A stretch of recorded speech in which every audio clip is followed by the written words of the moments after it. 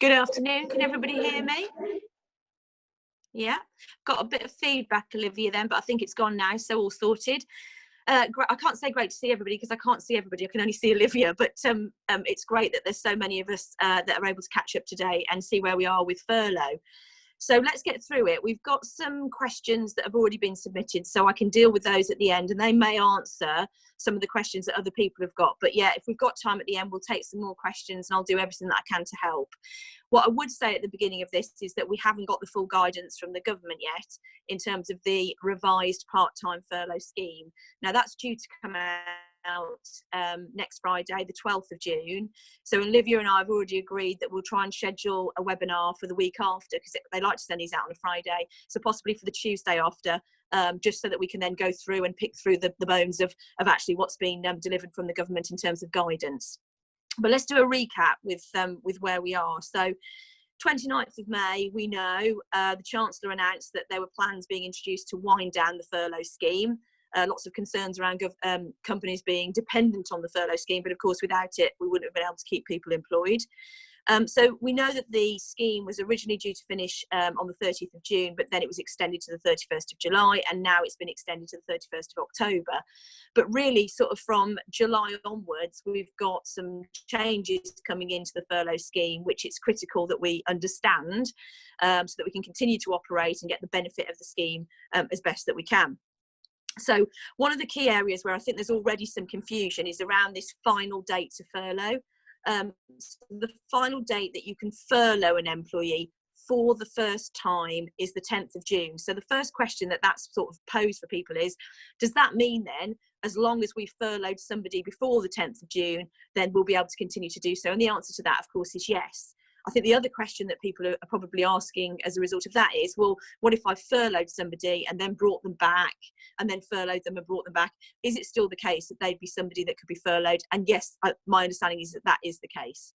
So, however, the full furlough scheme will close to new entrants on the 30th of June, which means there's got to be a full 3-week furlough period completed before employees can continue to qualify under the scheme. So that means if you want to be able to furlough anybody, and you've got people that you haven't furloughed before, you need to furlough them on or before the 10th of June to be able to take advantage then of the 3-week period up to the 30th of June, from which the cut-off is for new entrants to take part in the scheme. The other thing that you've got to do then is to keep a careful record of any employee who's been furloughed for the first time on or before the 10th of June, because I think one of the key things I think HMRC will be looking for is, where there's been any fraudulent activity in that regard. So the more that you can ensure that you've got records showing the date it was applicable from and the fact that they weren't carrying out any work from those dates, then the better, to make sure you don't get into any problems with the 10th of June cut-off.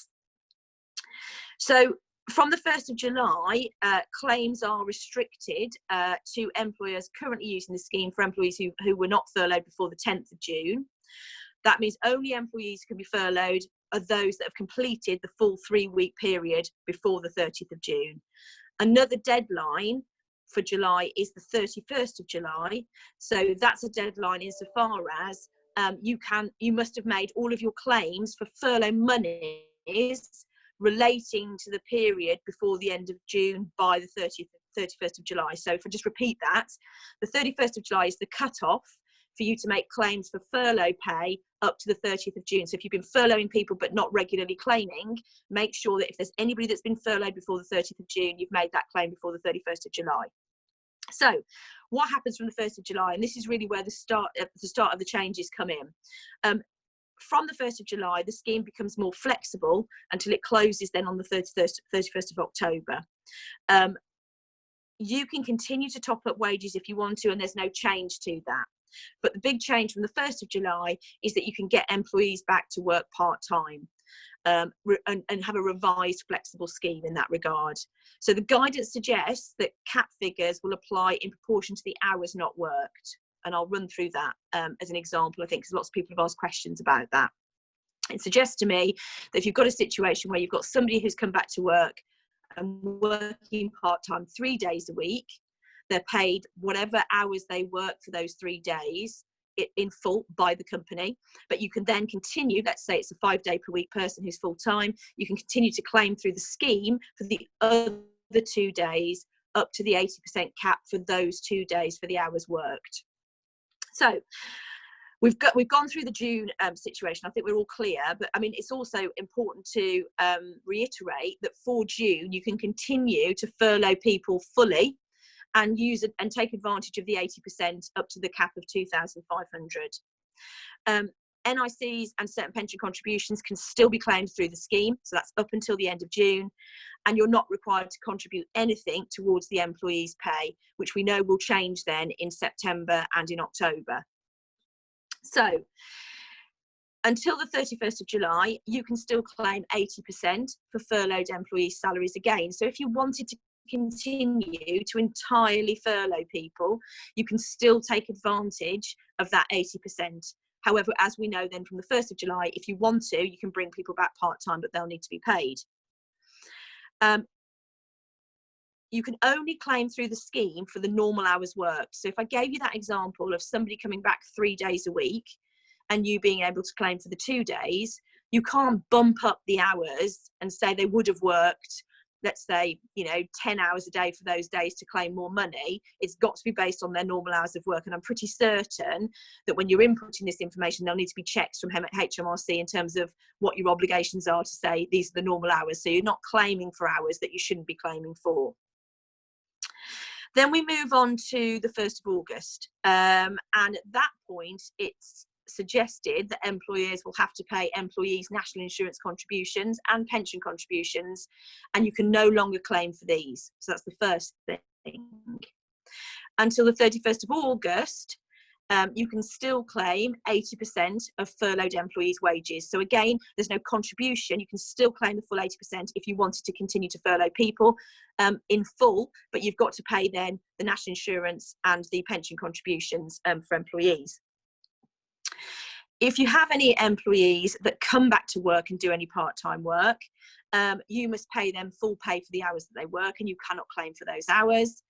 And the funding of this is the confusing bit around NICs and pension contributions. The funding of employers' NICs and pension contributions will apply to both the hours not worked and the hours worked. So I think that's a question that's been raised by somebody in advance.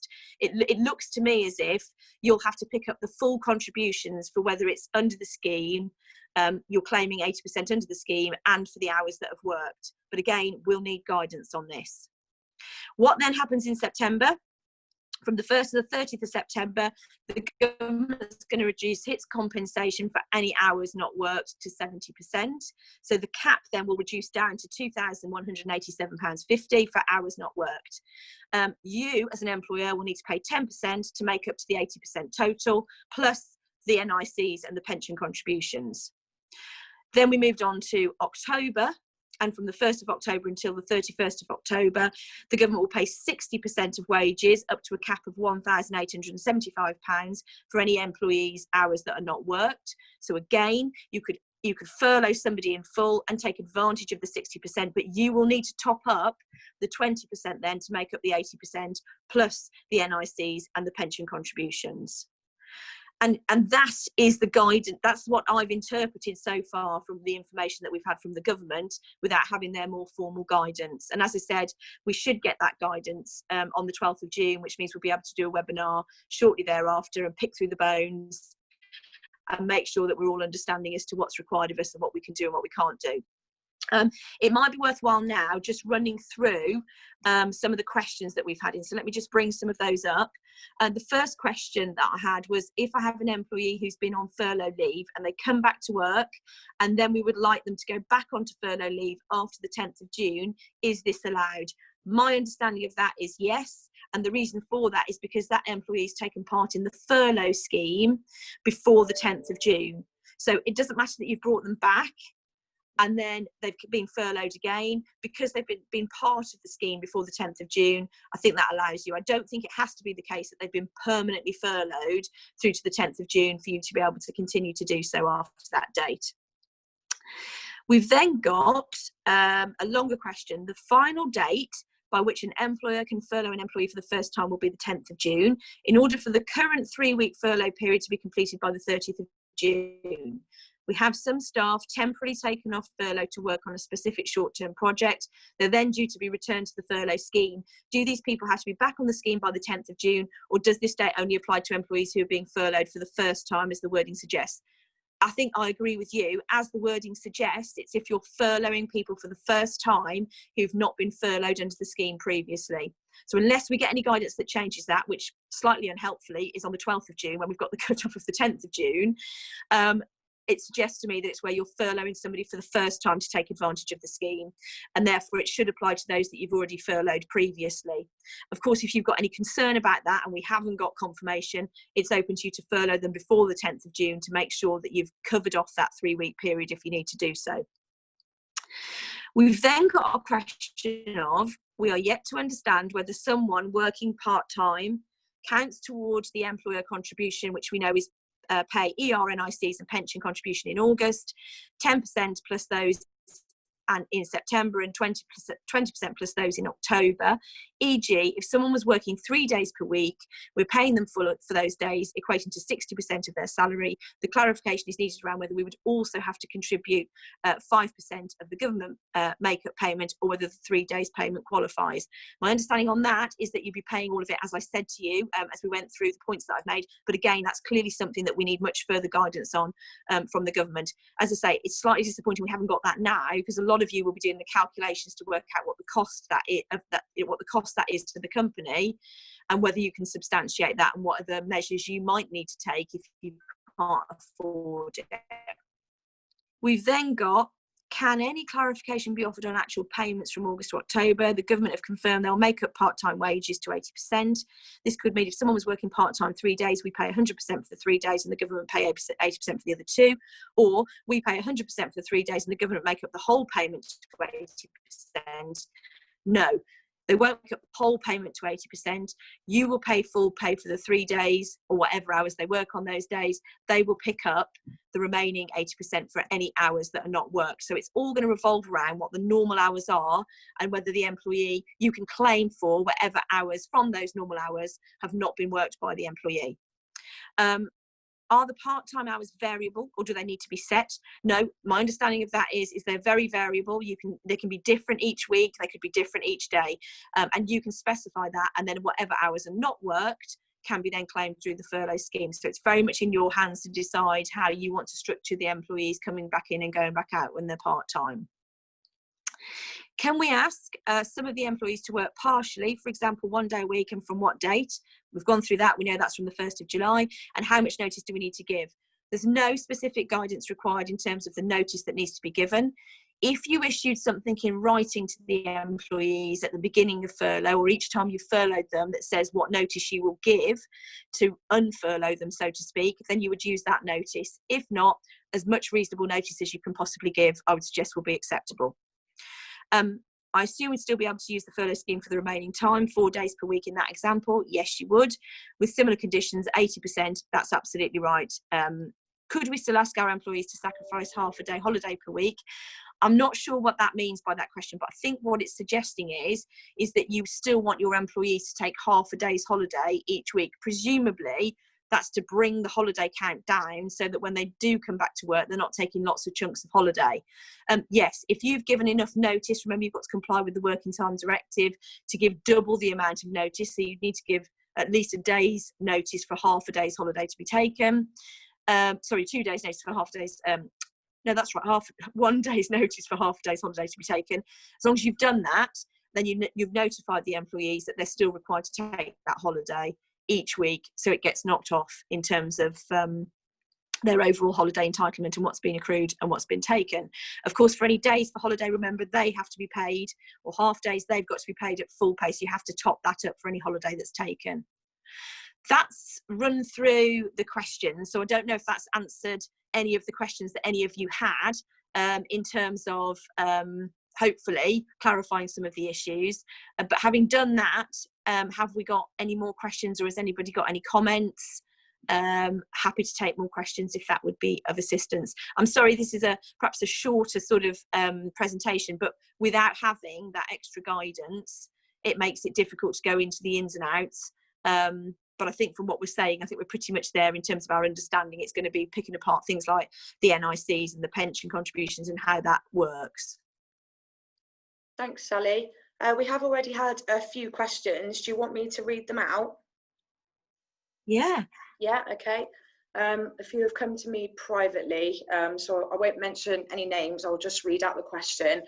Someone has just asked for clarification on the date when NI and pensions have to be paid by the company. I think they just missed it. Sorry, say again. Somebody's missed the date when NI and pensions have to be paid. So that will start from August. So from the 1st of August, there'll be a contribution at that particular time. Okay. I think just after this one came in, you actually said it, but just to clarify, can part-time work be flexible? Can they work 10 days in July and then 6 days in August, for example? Yeah, absolutely. The whole point of this is for you to have as much flexibility as you can. So yes, my understanding is you choose the hours. If they differ each day, that's fine. If they differ each week, that's fine. So you can pretty much use the employees part-time as you need to. Okay. What counts as part-time and what counts as full-time? I would suggest that full-time is the normal 40 hours a week, but 35 because there's an hour for lunch. That's kind of like standard. But again, we'd need to have guidance around what's normal and what's not normal, because it may be normal in different industries to others. But that's my understanding. It'll be a 5-day a week, 8 hours a day, you know, your standard 9 to 5, probably with an hour for lunch. Thank you. Can an employee refuse if they have no childcare? See, this is a tricky one, isn't it? Because I think this is going to be the main issue and where we get into disputes with employees, because it's been very helpful, I'll say the word helpful, for them to be at home looking after the children, and certainly the furlough scheme was designed to do that. We haven't got all schools back. Lots of people are also electing not to send their children back for various reasons, which is perfectly understandable. However, the right to be furloughed is not the employee's right. The fact that they're saying, well, I have to continue to be furloughed because I've got childcare, it's not up to them. It's up to the company to decide who's furloughed and who's not furloughed. If you say, I need this person back at work, they can't work from home, I need this person back at work, then you have the right to do that.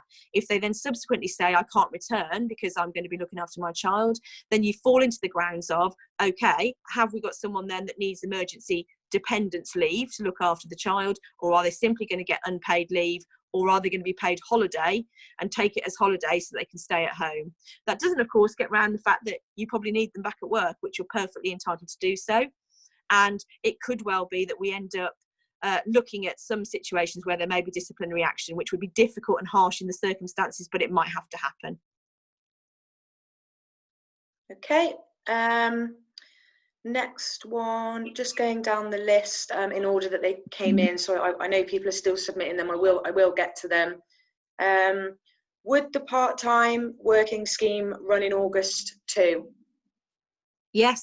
So that the whole part-time scheme will apply now all the way through from the 1st of July to the end of October.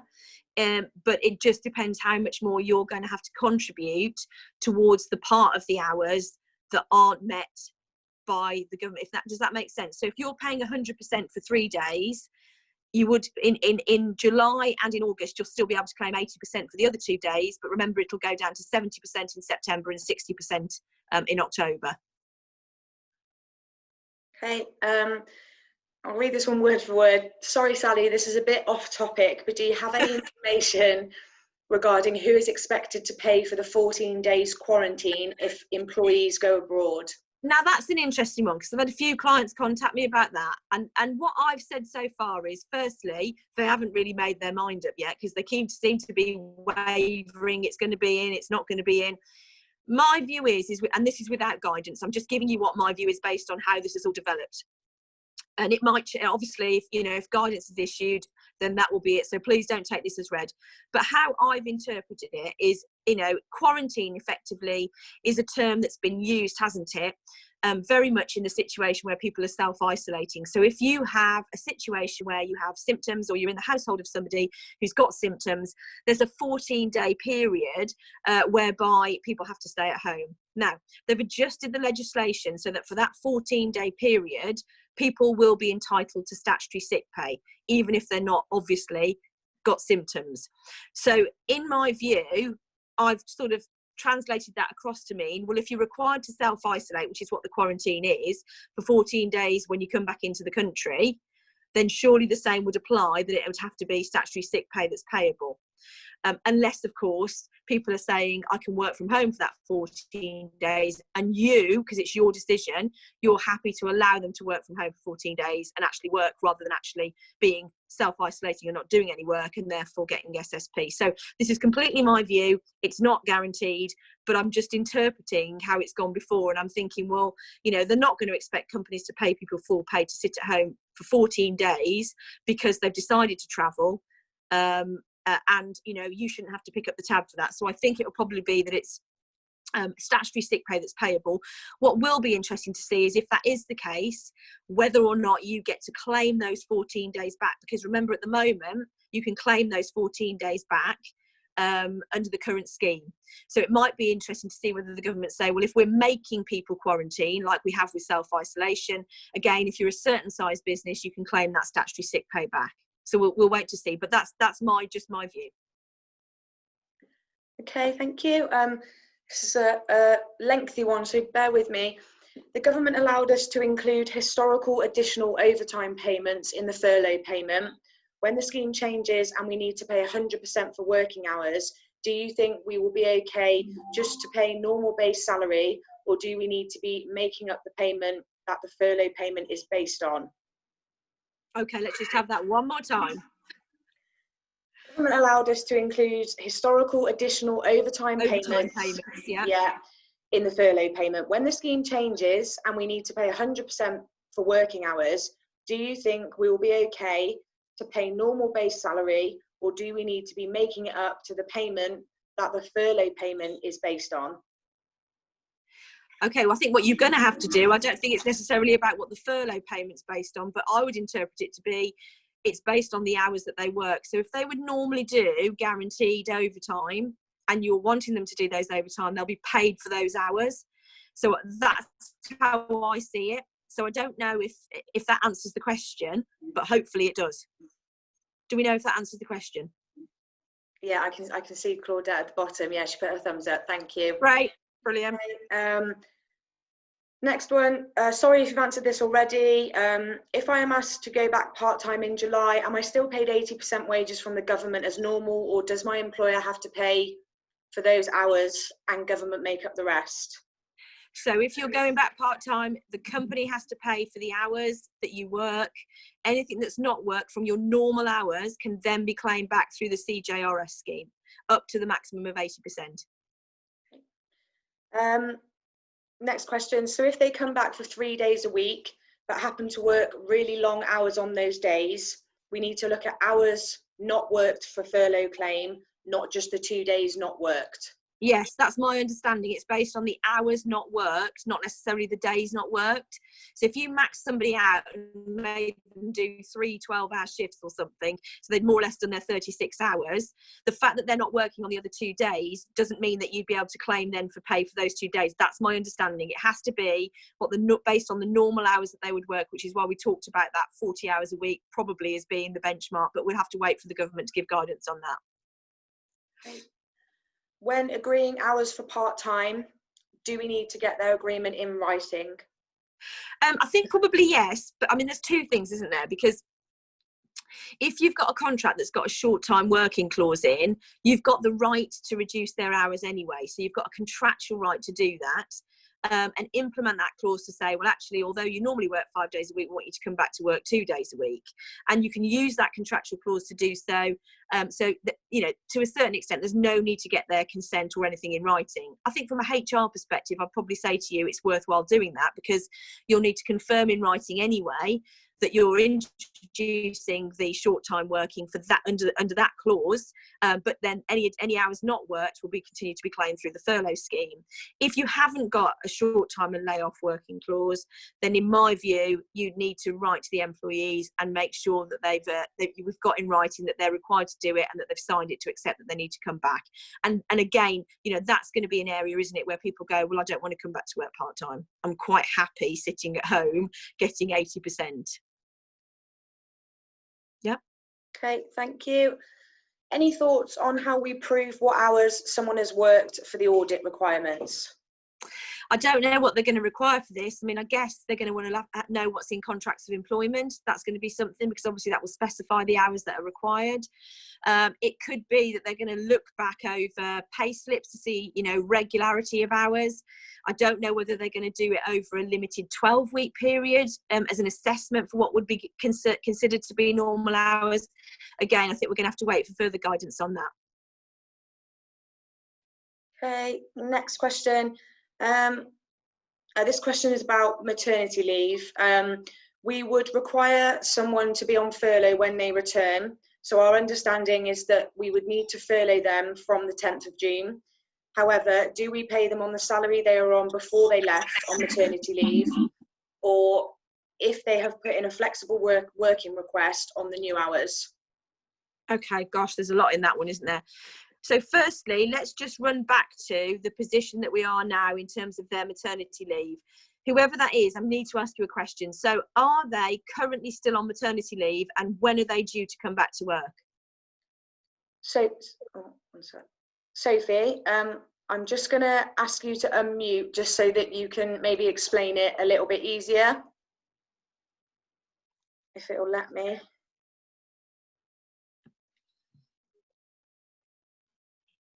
Okay, I don't think it's working. She hasn't got a microphone, I don't think, looking at that. Okay. Oh yeah, sorry. Okay, so let's assume that her maternity leave ends past the 30th of June. Okay, so she's not actually due back to work until after the 30th of June. That's going to cause us a difficulty because unless there's a situation where she can give short notice to come back, you're not going to be able to furlough her before the 10th of June. Now, my understanding on this is that, what's she saying there? Yes, on maternity leave, taking the full. Can you read that one for me, Liv? Yeah, she's just said yes on maternity leave, taking the full 52 weeks, due back in August. Yeah. So the problem with that is, for her to be able to take advantage of the scheme before the 10th of June, she's got to give 8 weeks notice to return early. So that's her requirement by law, to give that 8 weeks notice to return early. There is some question as to whether she could actually do that. So the risk to you is, you say to her, I don't want your 8 weeks. Let me just get rid of that. I don't want your 8 weeks notice. You can give a short notice. In fact, you can come back to work as of Monday, and we will furlough you as of that date so that you're furloughed and in the scheme. The risk of that is she won't have given her 8 weeks notice. Now, that then comes back to a couple of other questions. Is she obliged to give 8 weeks notice? Now, you are obliged as an employer, either when she gives you the MAP B1 or within a certain time scale after her maternity leave has started, to notify her of her 52-week return date. If you haven't done that and not put it in writing, she's not obliged to give 8 weeks notice, which means you could just say, I'm coming back on Monday. You could furlough her before the 10th of June. If you did, which you probably will have done, then she should be giving you the 8 weeks notice. So the risk you take is you either leave her, she isn't going to be somebody that you can furlough, or you decide to take the risk of saying, right, we'll have you as an early return date, we'll accept a lesser date, furlough her in advance of the 10th, but HMRC might say, well, actually, she's not somebody that should have been back, she isn't somebody that could be furloughed, so you might not be able to claim for her. And I can't say which way that would go, because we haven't got any guidance and we haven't seen any information from the government that says exactly what should happen in relation to that. Does that answer that question? Yes. Yeah, she said yeah, thank you. Okay, I'm just scrolling up to where I got to. Okay, we've done that one. Okay, next question. If we brought someone back from furlough in June before the new guidance was issued, RE part-time working, could we make them part-time in July and use the furlough scheme? Sorry, so you've got some, say that again, Liv, just so I understand. If we brought someone back from furlough in June, before the new guidance was issued, RE part-time working, could we make them part-time in July and use the furlough scheme? Yes, because they've already been furloughed. In that, I think in that explanation, you're saying they've already been furloughed before the 10th of June, which means even if you've brought them back, you can furlough them again in July in part, if that makes sense, and still get them to come in and do some part-time working. Okay. Next question. Can you talk through an example for a part-time worker? If somebody normally works 3 days a week and we agree to bring them back for one, the employer would pay for 100% of that one day. Then does the government pay the rest of their normal working hours up to the 80% of their normal wage, or do they pay 80% of the 2 days they aren't working? I'm confused. My understanding is it's 80% of the 2 days that they're not working. But we'll wait for the guidance. But that's my understanding. Yeah, I was just going to remind everyone, for anyone that missed it, we did say at the beginning of this webinar, we're aware that we're still waiting for some guidance that is hopefully going to be announced on Friday. So hopefully the week after, possibly on the Tuesday, we will do another webinar, and obviously everyone that's in this group will be sent an invite to that. So I'll make sure you, you get the information that you need. Next question, as a school, we have an occupational sick pay scheme. Can we reclaim SSP for coronavirus related illness? We have 100 employees. Is there a time limit for when we can reclaim? You should be able to make a claim to reclaim the 2 weeks. That's your entitlement, and I don't know if there's a limit on by which you can claim. I would suggest they'll be closing the doors, as they've suggested, about making claims under furlough by the end of July for anybody that's been furloughed up to the 30th of June. If they're giving those sorts of timelines, I would say time is of the essence, but we don't know, because of course if we have quarantine, for example, and people are getting SSP, then in that situation they'd need to give further timelines for people to be able to claim, and that timeline wouldn't be cut off because people are continuing to travel and they'll travel at different times. So I think, you know, in all honesty, I don't know the answer, and I think we're going to have to wait for some guidance on it. Okay, thank you. Next one, with regards to redundancy consultation. When we have the initial meeting to tell the potentially affected employees that the company may have to make redundancies, do we need to offer them to be accompanied at that stage, or can we do that at their first formal individual consultation meeting a couple of days later? At the first formal consultation meeting. So obviously you can have an initial meeting with the employee where you make them aware that they're being placed at risk of redundancy, but that you want to formally consult with them, and the right of accompaniment will apply at that first formal consultation meeting. Okay, thank you. I'm on the last question now, so if anyone has got any other questions, now's the time to put them in. But the last one we've got at the moment is just going back to the audit question. Sorry, I think there was a bit of misunderstanding. They meant, how do we prove how many hours they actually worked when on part-time furlough in terms of the audit? Just say that again. Laura, can I? So it's not about their normal part-time hours. Can I unmute you? Yeah, it's Laura. Oh, hang on a sec. Right. I think I knew it'd be Laura. No, just bear with me a second, everyone. I need to mute everybody and then allow you to unmute yourselves. Just bear with me 1 second. I'm going to go mute as well.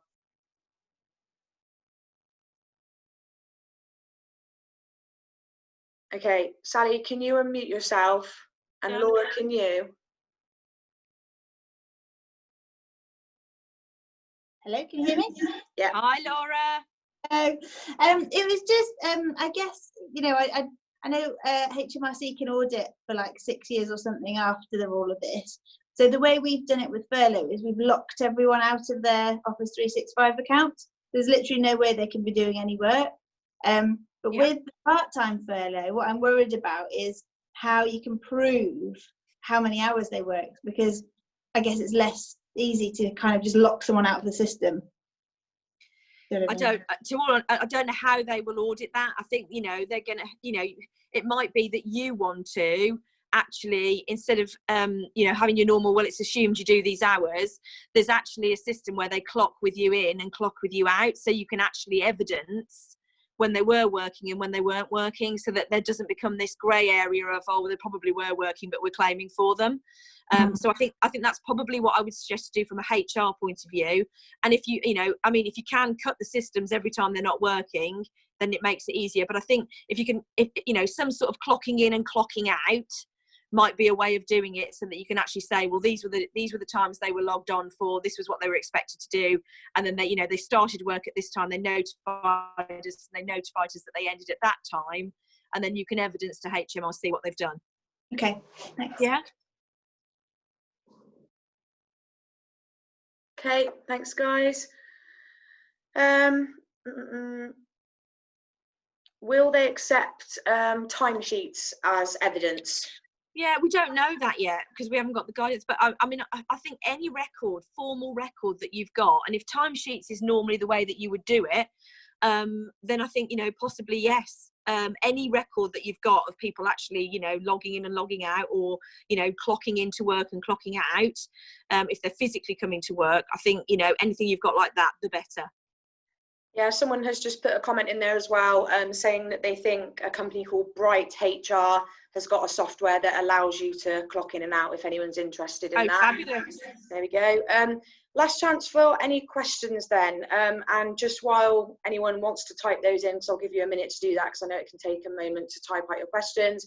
I'm just going to go over a couple of other things that you might be able to use as chamber members to hopefully help with this interim period until we get a bit more guidance and do the other webinar next week or the week after. As chamber members, you do have access to a 24/7 helpline with a company called Quest. That is actually a service provided by the British Chamber of Commerce that all chamber members have got access to. It's a HR helpline. I've been told they are brilliant, but they are in massive high demand at the moment. But you are absolutely able to ring them whenever you need to ask them any questions with regards to anything to do with HR or employment law. If you want that number, it'll either be on our chamber website or get in touch with your account manager, and we will help you get that. Well, Liv, I'm happy to do. People, after the last webinars, I've had lists of questions coming through. I'm happy to do anything I can to help people. Yeah, Sally is extremely helpful. If anyone's got any questions they think of after this that we didn't quite get to, then I can send those to Sally as well. There's been a couple of questions about redundancies, and we are doing a free webinar on redundancies on the 11th of June. If anyone's, I know a lot of you are already booked onto that, but if any of you want to come along to that, then please let us know. That's redundancies on the 11th of June, specifically related to coronavirus. And we've also got a training workshop that's going to be delivered from 2 till 4 p.m. and that's taking place on the 15th of June.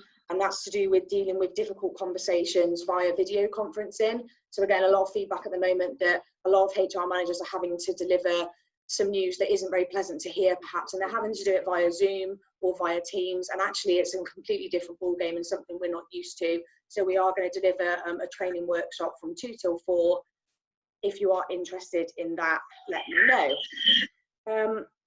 Okay. Liv, just to say, Liv, I'm happy to take questions on redundancy and stuff like that. I mean, it's a horrible thing to say, but that is what I'm spending my days doing. It's gone from, lots of furlough advice as it was down to now, unfortunately, lots of difficult decisions and redundancies, and I'm happy to help people in relation to that as well. Absolutely. Thanks, Sally. Whilst I've been rabbiting on about those other things, then we have got a couple of other questions that I'll go through now. Are there any views on directors' liability for safe working /PPE?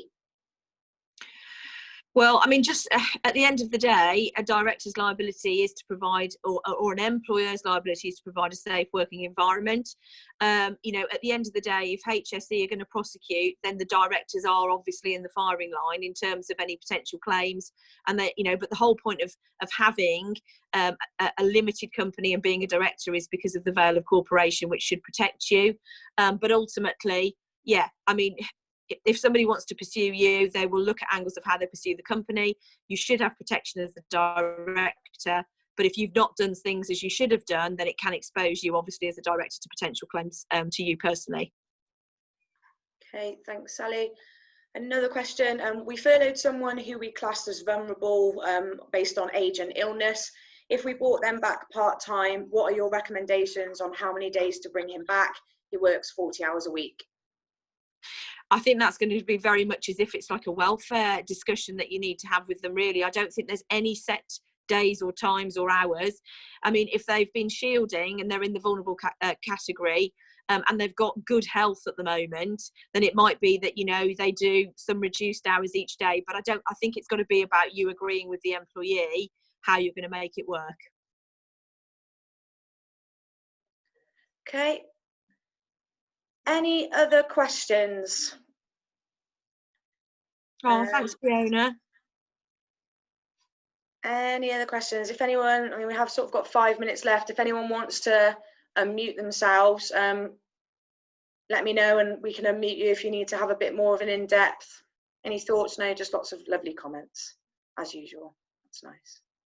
Yeah, so like I said, everyone, as soon as the information comes out, and I'll be guided on Sally with that, we will plan in another webinar so we can maybe get a little bit more clarification and go into a little bit more detail and hopefully get you the answers that you need. As soon as that is booked in, we will send you all the link as soon as we can. Lots of lovely comments. Thanks, everyone. I'm just reading through, make sure there's no questions. Everyone, you are most welcome. I think that's brought us to an end then. Everyone's just saying thanks so much, Sally, as per. Thanks, everyone. Thank you very much, everyone. Look forward to seeing you soon. Please get in touch if there's anything we can do to help. And have a lovely rest of the day and a great weekend. Thanks all. Bye. Bye.